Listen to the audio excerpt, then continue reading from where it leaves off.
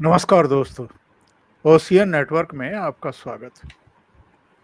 Qatar में अचानक ऐसे समय जबकि गाजा और फिलिस्तीन के बीच में गाजा और इजराइल के बीच में युद्ध चल रहा है और जाहिर है दुनिया के अन्य देशों की तरह भारत का भी अपना एक स्टैंड है और हम जहां इजराइल के साथ खड़े हैं, हमास के खिलाफ खड़े हैं, वहीं हम गाजा पट्टी में जो पीड़ित हैं उनके लिए राहत सामग्री भी भेज रहे हैं। लेकिन ऐसे समय कतर से एक चौंकाने वाली खबर का आना कि भारत के पूर्व 8 नवल अधिकारियों को फांसी की सजा सुना दी गई है, ये सबके लिए चौंकाने का विषय है और केवल भारत में नहीं, दुनिया भर में इस घटना की चर्चा है। आज हम समझने की कोशिश करेंगे कि कतर ने ऐसा क्यों किया है, जिन 8 पूर्व अफसरों को फांसी की सजा सुनाई गई है, उनका कसूर क्या है और इनमें ऐसे अफसर भी हैं जिनको भारत सरकार ने विशिष्ट सम्मान से अलंकृत किया है, सम्मानित किया है। तो ऐसे में भारत के पास क्या ऑप्शन बचते हैं, इस पर भी चर्चा करेंगे। और जो खबरें आ रही हैं कि साहब ये इजराइल के लिए जासूसी कर रहे थे, इस तरह के आरोप लगाए गए हैं। हालांकि कतर की ओर से अभी कोई अधिकृत बयान इस तरह का आया नहीं है, लेकिन मोटे तौर पर ये खबरें छन छन करके आ रही हैं। इस पूरे प्रकरण पर मेरे साथ अपने विचार जाहिर करने के लिए जुड़ रहे हैं जाने माने रक्षा विशेषज्ञ, टेरिटोरियल आर्मी के पूर्व चीफ और काउंटर टेररिज्म हो या वार सिचुएशंस हों, इनके बारे में भी बहुत अहम जानकारियां रखने वाले major general AK Siwach sir. Siwach sir, बहुत स्वागत है आपका। नमस्कार। नमस्कार चौधरी साहब। सिवाच सर, ये बेहद चौंकाने वाली घटना हुई है, खबर आई है कतर से। पूरा प्रकरण है क्या, आपने जो अभी तक समझा है? हाँ देखो चौधरी साहब, ये क्या है कि एक दहरा ग्लोबल इंजीनियरिंग कंपनी है जिसका फाउंडर है एक ये ओमान का जो कि पुराना स्क्वाड्रन लीडर था। उसने ये कंपनी खोली है जो कि नेवल पर्सनल को ट्रेन करती है और सिक्योरिटी सर्विस प्रोवाइड करती है। और क्योंकि जो बेसिकली कतार के अंदर जो नेवल पर्सनल को ट्रेनिंग के लिए वो भी जो ट्रेनिंग है बाहर से कराते हैं, तो इस ट्रेनिंग का उन्होंने इस कंपनी का इस्तेमाल किया और ये जो थे ट्रेन करते थे बेसिकली कतार के नेवल पर्सनल को। और ये काफी अच्छा काम कर रहे थे और भारत इस समय टाइप की ट्रेनिंग थाईलैंड में भी देता है और सिंगापुर में भी देता है। तो ये जो काफी अच्छा काम कर रहे थे, इसके अंदर जो ऑफिसर थे ये 8 पर्सनल है नेवी के जो पुराने, जिसमें से 3 कैप्टन रैंक है जिसको फुल कर्नल रैंक होता है आर्मी का मिलाया जाए तो, और 4 कमांडर जो लेफ्टिनेंट कर्नल रैंक के बराबर और 1 सेलर था। तो एकदम जो पिछले साल अगस्त 22 में ये जो कंपनी थी इसका मालिक को भी इन्होंने पकड़ लिया और इनके ऊपर भी एक प्रकार चार्जेस लगाए। जो 8 ये पर्सनल थे उनको भी उन्होंने एक प्रकार से सॉलिटरी कन्फाइनमेंट में डाल दिया था स्टार्टिंग में।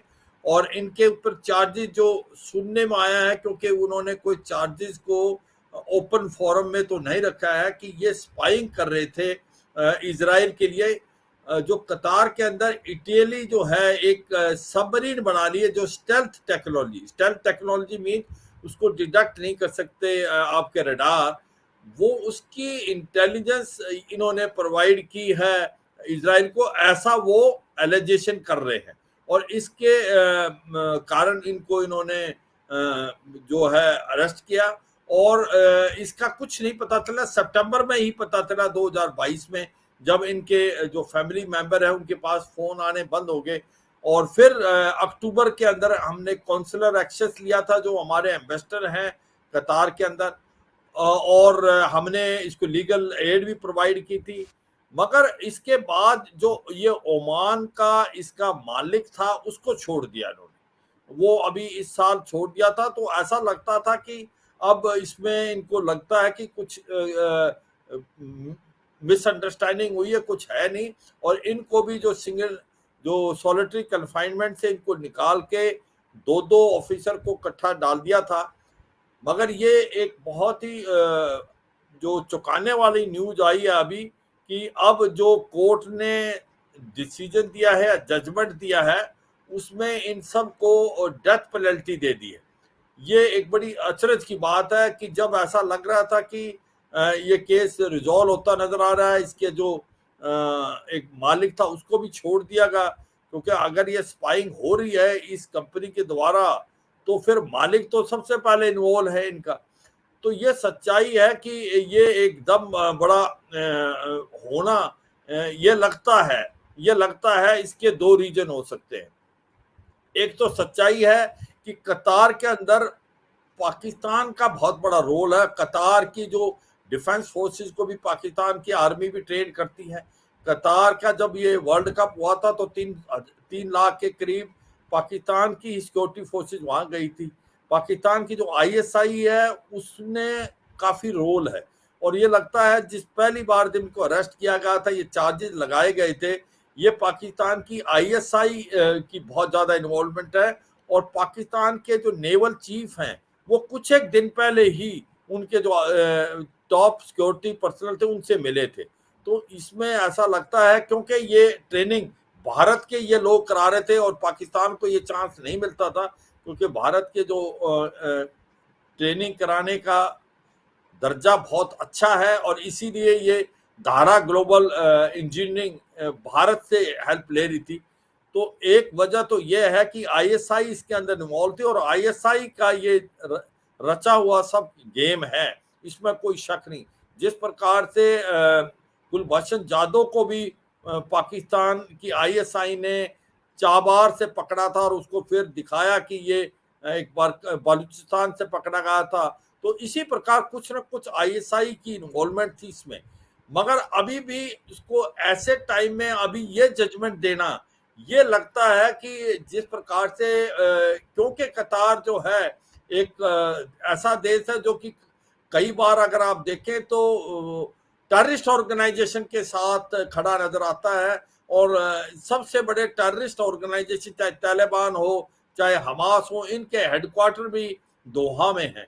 तो अब जिस प्रकार से भारत ने एक बड़ा क्लियर स्टैंड लिया था 7 अक्टूबर को जो टेररिस्ट एक्शन हुआ था इजराइल के ऊपर, और तो जो हमास ने किया था, तो भारत ने बिल्कुल साफ सुथरा स्टैंड था कि हमास का जो ये एक्शन है ये टेररिस्ट एक्शन है, हम इसके बरखिलाफ हैं, हम जो है इजराइल के साथ खड़े हैं। तो इसमें मुझे लगता है ये भी कहीं ना कहीं एटेगनाइज हुआ है कतार, और उसने एकदम जो इनका कोर्ट है जो कि सबसे पहला सिंगल बेंच कोर्ट है, उसने ये जजमेंट दी है।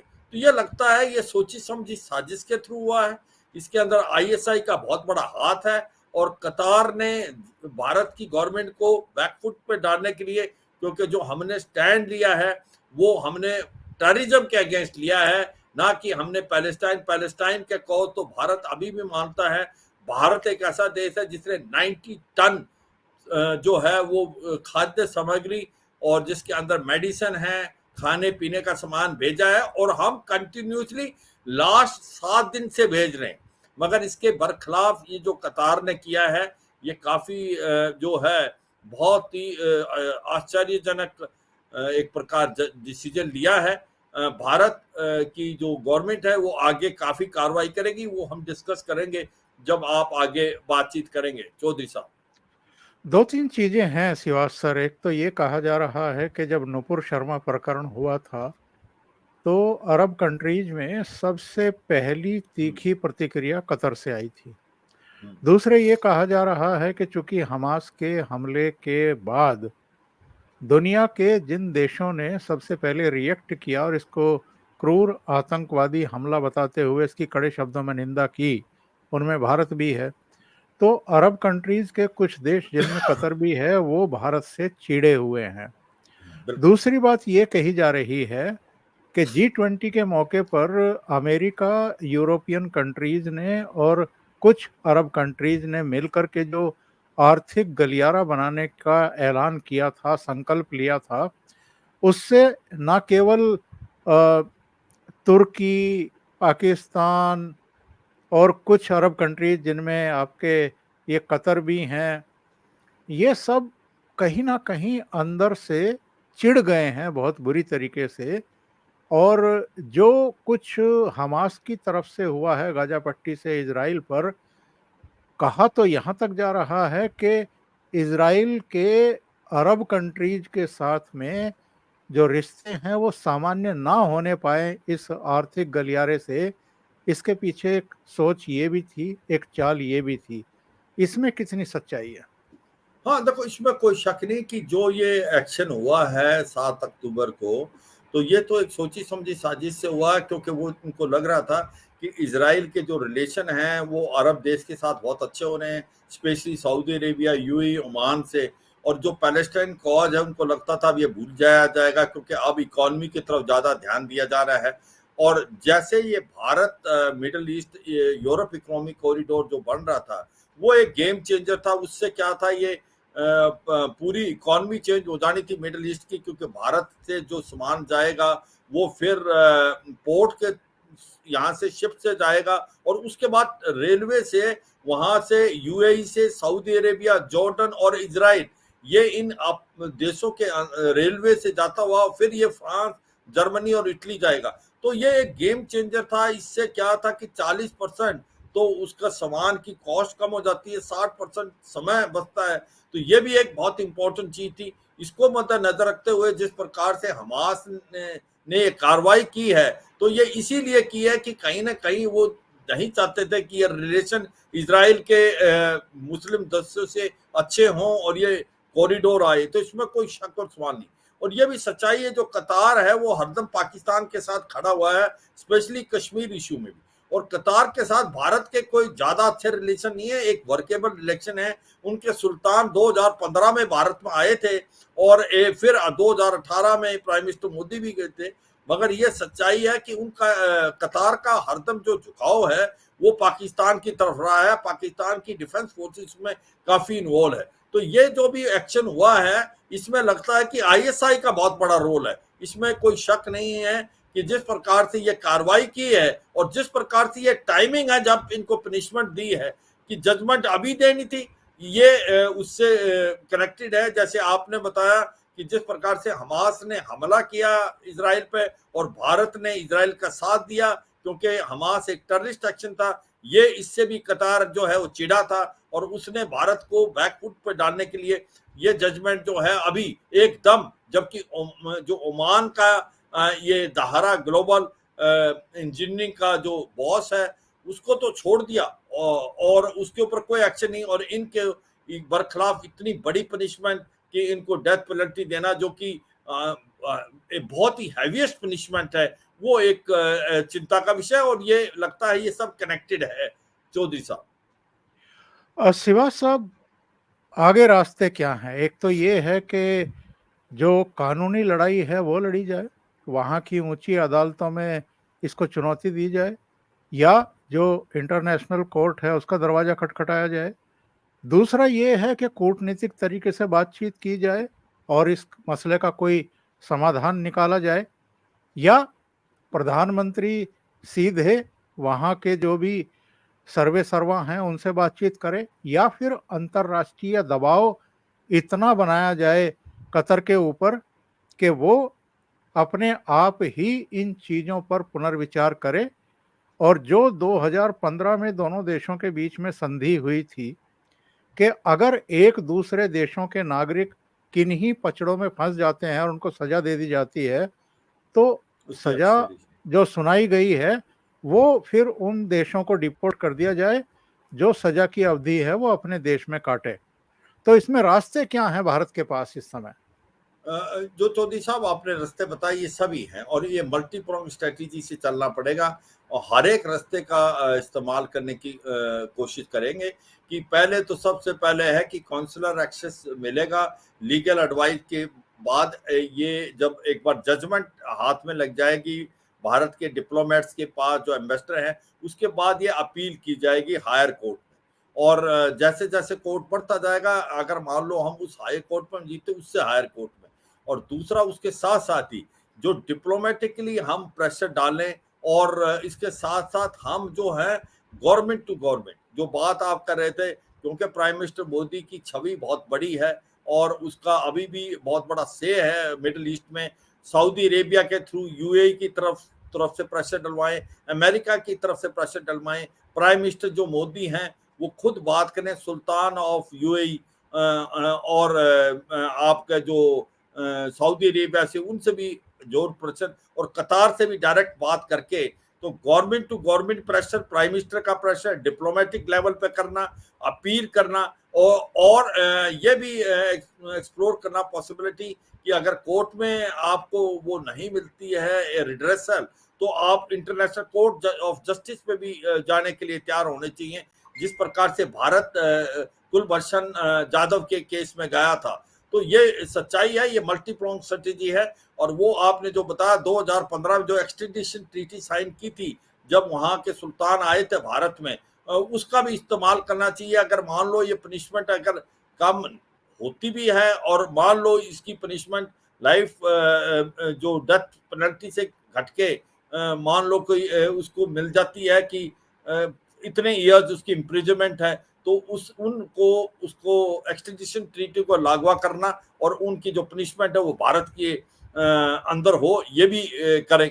मुझे लगता है कि हर पहलू को इस्तेमाल करना चाहिए, क्योंकि ये कोई ऐसा केस मुझे लगता नहीं कि वाकई ये ठोस बड़ा केस है। ये पॉलिटिकली मोटिवेटेड है, आईएसआई इसमें इन्वॉल्व है, और जो कतार की गवर्नमेंट है उसने जानबूझ के किया भारत की गवर्नमेंट को बैक फुट पे डालने के लिए, क्योंकि भारत की छवि बहुत अच्छी है। प्राइम मिनिस्टर मोदी की एक स्टैंडिंग है आज वर्ल्ड के अंदर, और भारत के प्रधानमंत्री प्रेशर डाल सकते हैं मिडिल ईस्ट की दूसरे देशों में, जिस प्रकार से सऊदी, यूएई, ओमान, और इसी प्रकार थ्रू यूएस के जो प्रेसिडेंट उनके थ्रू, और बाकी यूरोपियन कंट्री, वो भी इस्तेमाल करना चाहिए, और अपील भी करनी चाहिए हायर कोर्ट में। एक और भी तरीका है कि जो इनकी फैमिली है वो मर्सी पटिशन का भी इस्तेमाल कर सकते हैं, जो कि मर्सी पटिशन दी जाती है सुल्तान ऑफ कतार, तो उसका भी इस्तेमाल करना चाहिए। तो मुझे लगता है ये सारी चीजें मल्टी प्रोंग स्ट्रेटेजी से करना चाहिए। एम यह है इनको जल्दी से जल्दी भारत में वापस लाना, क्योंकि ये ऐसा लगता है ये they are victim of basically circumstances, और इनका बिल्कुल कोई लेना देना नहीं है स्पाइंग से। इतने काबिल ऑफिसर हैं, वो बिल्कुल इन्वॉल्व नहीं होंगे, वो समझते हैं महत्व। और जिस प्रकार से इनमें से एक जो कमांडर साहब हैं, उनको भारत की गवर्नमेंट ने हाईएस्ट अवार्ड दिया है, जो कि सिविलियन को दिया जाता है, और वो भी किसके कहने पे, दोहा गवर्नमेंट के कहने पे, रिकमेंडेशन पे। तो ये सच्चाई है, ये एक सोची समझी साजिश के तहत हुआ है। इसको हम हर तरफ से लड़ना चाहिए, और एक्सपोज करके इनको वापस लाने की जल्दी से जल्दी कोशिश करनी चाहिए चौधरी साहब। सिवाज साहब, आखिर में मैं एक और पॉइंट की तरफ आपका ध्यान दिलाना चाहता हूं, और ये चीज़ें भी मीडिया में चल रही हैं कि पिछले कुछ समय से कनाडा में, ब्रिटेन में, पाकिस्तान में जो भारत के खिलाफ साजिशें रचते रहे हैं या भारत में वांछित रहे हैं, ऐसे आतंकवादी मारे जा रहे हैं।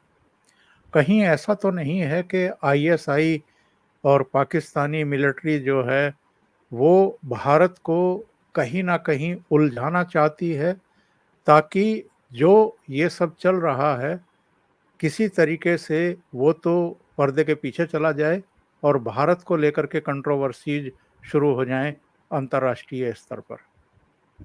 हाँ बिल्कुल हो सकता है, इसमें कोई शक नहीं है कि जो पाकिस्तान की आईएसआई की इन्वॉल्वमेंट में तो कोई शक नहीं है, ये है। और वो एक्सपोज करना चाहती है, वो भारत को नीचा दिखाना चाहती है, और इसीलिए उसने इसका फायदा उठाया है। क्योंकि देखो ऐसा हो नहीं सकता कि पाकिस्तान के नेवल चीफ मिल रहे हैं और उसके बाद ही इन पे एक्शन हो जाता है। ये एक रिटायर्ड ऑफिसर्स हैं, एक कंपनी बहुत अच्छा काम कर रही है। कतार की जो मिलिट्री इंस्टॉलेशंस और की सिक्योरिटी का भी ये ध्यान देती है, उसके बाद उनके नेवल पर्सनल को भी ट्रेन करती है। वो एक बहुत अच्छा काम कर रहे हैं। तो ये मुझे लगता है वाकई आप जो कह रहे हो सोची समझी साजिश है। और जिस प्रकार से अब ये टारगेट किलिंग हो रही है, ये पता नहीं गैंग वार से मारे जाने कैसे, मगर ये जितने भी टेररिस्ट हैं जो कि भारत से कनेक्टेड हैं, वो वन बाय वन उनका सफाया हो रहा है, चाहे वो कनाडा में है, चाहे वो आपके यूरोप के अंदर है या पाकिस्तान के अंदर है। तो ये सच्चाई है कि पाकिस्तान को लग रहा है कि उसकी गेम खत्म। अब वो पाकिस्तान के अंदर भी जो छुपे बैठे हैं बिलों में, उनका भी वन बाय वन खात्मा होता जा रहा है। तो उनको पाकिस्तान चाहेगा कि भारत को भी बैक फुट पे डलवाए। और ये जो कार्रवाई की है, ये मुझे लगता है ये मिली भगत लगती है कतार और आईएसआई की, और इसके जरिए ये हुई है।